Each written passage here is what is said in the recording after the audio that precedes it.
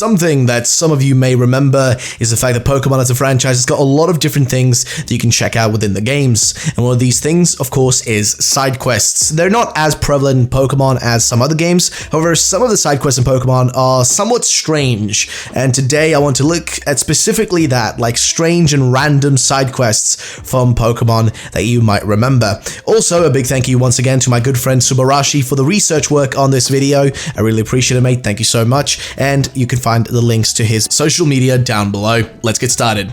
First up is the strange case of the Old Chateau in Pokemon Diamond and Pearl. It's an area that you don't really have to explore, but if you do, well, here's how you get there. Head towards the north direction in the Eterna Forest. Eventually, you will run across a strange mansion that is seemingly haunted. This is the Old Chateau, and here there is a small side quest for you as the player to solve, or also to just do. If you walk inside, you can hunt for a certain very rare Pokemon, that being Rotom, who will be the reward for making it through this place. And as you make your way through and venture further into the chateau, things will get stranger and more weird. Things will be happening in different rooms while you are playing. You might even see random things moving on the corner of your screen. Possibly ghosts. Well, keep searching to figure out the mystery of the Old Chateau. Hey guys, just a quick side note before we get into the video. If you guys would do me the favor, I actually have my old anime channel. I'm going to be starting it up again. I'm going to be uploading like top 10s and the sort of videos you see here on Ruffle Rowlet, but more like about anime on that channel. So if you enjoy Naruto, Dragon Ball, One Piece, maybe even like, you know, My Hero Academia, etc. If you enjoy top 10s and just theory videos and stuff like that, then check that channel out and make sure to subscribe. Let's try to get it to 500 or maybe even 1,000 subscribers if you guys could. That'd be really appreciated. Either way, let's get into the content. Next is the Crystal Ruins of Alph side quests. So back in the gold and silver versions of the Generation 2 games, you had 4 caves that you could complete puzzles within to catch all the 26 unknowns. However, what we're looking at is specifically the Crystal version side quests, which are a bit more interesting of a thing that Game Freak added, which is that you have basically these extra things. So once you complete a puzzle within the Ruins of Alph, you gain access to hidden rooms behind the puzzle, which basically allow you to find rare items and solve cryptic messages on the walls basically in order to access more rooms. So in Crystal, you got to access more stuff, whereas in Gold and Silver, there's slightly less. And these were just places like with different rewards and just weird cryptic messages and writings on the walls. It was honestly a really weird area, and it was also then ported over to Heart Gold and Soul Silver. But overall, I just want to say that in general, the Ruins of Alph are a really cool place, but also one of the strangest and most mysterious areas in all of Pokemon, and the side quests within the Ruins of Alph are straight up the strangest out of probably all of the whole series, so I think it definitely deserves to be on this list. Next is a side quest from the lovely little Ultra Sun and Ultra Moon Pokemon games. Now, this one takes us to a strange little area. So, it's the quest of the Lost Meowth side quest, and here's what you have to do, which is basically to head over to Route 2 by Guzma's house for the quest to start. Once you are there, you will find a man that will speak to you about a lost Meowth. He will inform you that Meowth likes to live around old tires. You can encounter it then later on. Once you know this information, you can then encounter it by a truck there, but are given an option of either grabbing the Meowth or staring at it. If you decide to grab the Meowth, it will basically move around the route and it will just run away from you. So you have to speak to people and they'll let you know if one, Meowth ran by them. If you stare at it long enough, you'll be able to actually catch it. So if you choose to stare at it, basically you can catch it, and if you keep looking for it, it happens if you end up finding it. But basically, the quest is just this random little thing. It's kind of strange, and it's just an odd little side quest in Ultra Sun and Moon. And actually, Ultra Sun and Moon as Pokemon games in general are probably, I would argue, the largest, and I really mean it when I say the largest games when it comes to the side quests. There's so many in those games that you can explore and have fun with. So yeah, definitely check out Ultra Sun and Moon if you want to just enjoy Pokemon side quests. But either way, let's go to the next one. Next, we have probably one of the largest, but also one of my favorite places from Pokemon Ruby, Sapphire, and Emerald, and that is the Trick House, which is pretty much a side quest which you get to explore if you wish to do it. But it also holds like one of the strangest cases of a side quest, since it was somewhat confusing to me when I was younger to actually get through it. However, here's what it's like. The Trick House is located on Route 110, so once you get there, you just head inside, where you'll find the owner of the house known as the Trick Master,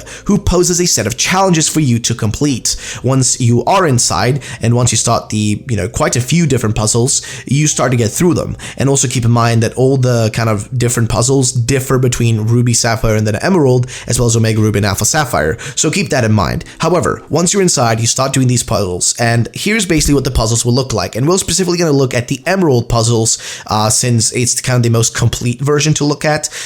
So keep that in mind. We're looking at the specifically Emerald puzzles. So puzzle 1 is straightforward. It's a maze where the rooms are separated by trees that you have to cut down by using cut for you to continue. So you need HM cut and then get through there. This is of course like basically a very simple thing to do. There's also trainers to watch out for, specifically youngsters and last trainers. So not that difficult. Just to simply battle them and get through. It's just a straightforward maze, and it doesn't differ much between Ruby, Sapphire, and Emerald. And it of course is kind of similar also in Omega Ruby and Alpha Sapphire as well. Next is puzzle 2, which is also like basically a maze, but far more confusing of a layout. Here you gotta also watch out for holes in the ground which cannot be passed until the player hits a switch to extend the platform over the kind of holes. So here you may run across some other stuff as well.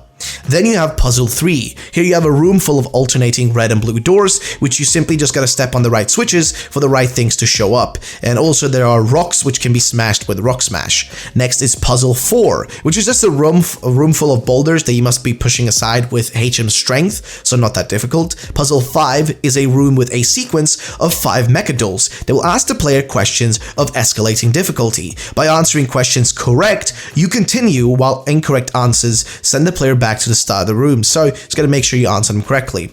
Then you have puzzle 6, which is a room full of rotating gates like those found in Fortree Gym, but they are arranged in a more confusing pattern. So that's that one. Puzzle 7, the penultimate one, has the room loaded with trainers standing on spin tiles that rotate when switches are triggered within Emerald, while in Ruby and Sapphire it's got a bit of a slightly different version to it. So basically kind of straightforward as well. And then we have puzzle 8, which is only in Ruby and Sapphire and Emerald and not in the remakes. And the room basically gets divided into 2 areas, which are tiles like similar to the ice tiles in Pokemon that you find, since it's basically like polished floors, which will send you in different directions. You just got to make sure you get the right way and go the right direction whenever they send you forward. So that's that one. And finally, you get a reward which differs depending on how far you've gotten into the trick house. So yeah, kind of a cool area, one of my personal favorite side quests from Pokemon games. But again, also a very strange side quest. Like it's really random, like just a trick house, like what's the purpose of it in general and like what's the deal with it, and the fact that it's just kind of this random thing you can do along the way as you're trying to get to the next gym in Ruby, Sapphire, Emerald, as well as Oras.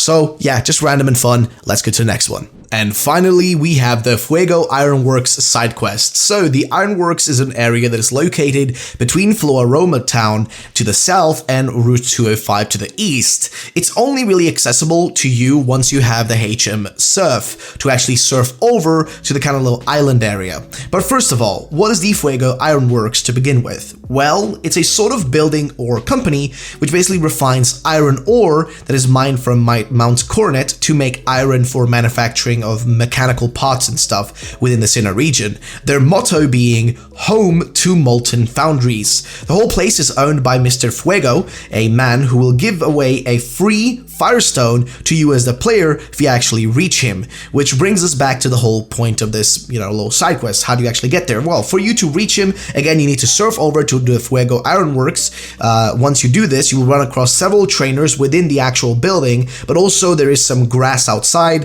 with Pokemon in it which you can catch. And as already mentioned, at the end, you will be rewarded for doing this little side quest by receiving a Firestone from Mr. Fuego. Honestly, this is a really random side quest that I totally forgot even existed, but overall a really cool place and interesting lore implications, since it's literally and straight up connected to how like different machines are made, since they actually produce the iron here used for those machines to actually be made within the Sinnoh region, right? They get the iron from Mount Coronet and then make these mechanical parts for different machines within Sinnoh. It's like a really cool little lore thing within Pokemon, as you kind of sometimes forget that Pokemon has got this expansive world that really just does exist but often is very much forgotten. Like there's police officers, there's nurses, etc. Like it's a a really strange kind of implication, and I don't know, I kind of find it interesting. So what are your thoughts about the Fuego Ironworks side quest within Pokemon Diamond, Pearl, and Platinum? Let me know in the comment section down below, and that was the last side quest for this video. So that was it for the video, ladies and gentlemen. If you did enjoy it, then drop a like down below, and yeah, make sure to subscribe for future videos, guys. And if you want to see a part 2 to this video, more like strange and mysterious little side quests and random side quests from Pokemon games, then make sure to hit the like button down below. Let's try to get this video to 1,000 likes. If we get to 1,000 likes, you can expect to see guaranteed a part 2 very soon. Thanks so much for watching. Have a great day, and bye bye, ladies and gentlemen.